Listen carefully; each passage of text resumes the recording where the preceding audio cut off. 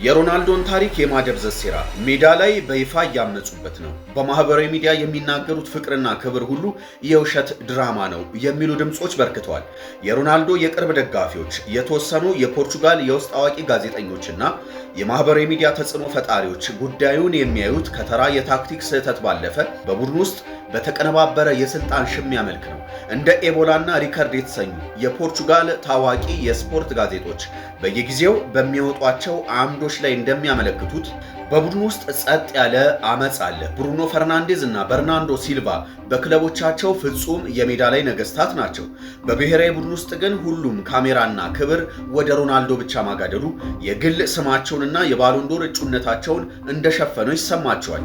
ተንታኞች እንደሚሉት ተጫዋቾቹ ሮናልዶ ፍጹም ክፍት ቦታ ላይ ሆኖ እያለ ሆን ብለው አይኑን እያዩ ኳስ የሚነፍጉት እሱ ግብ አግብቶ የጨዋታው ኮከብ እንዳይሆንና የነሱ የበላይነት እንዳይጋረድ ነው። ይህ የስፖርት ግለኝነትን ብቻ ሳይሆን የሮናልዶን ክብርና ታሪክ ሆን ብሎ የመገደብ የውስጥ ሴራ ነው ይላሉ።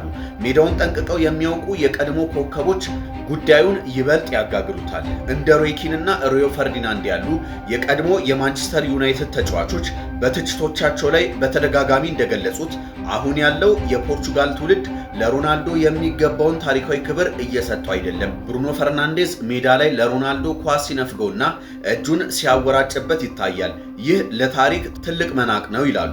ወጣቶቹ ተጫዋቾች ሮናልዶን እንደ ቡድን አጋር ሳይሆን ሊገረሰስ እንደሚገባው የቀድሞ ገዢ አድርገው እየተመለከቱት እንደሆነና ሜዳ ላይ የሚታየው ንፉግነት የዚሁ የስነ ልቦና ነጸብራቅ እንደሆነ ይሞግታሉ። የእናንተስ ሐሳብ ምንድን ነው? ፎሎ እያደረጋችሁ ጻፉልኝ።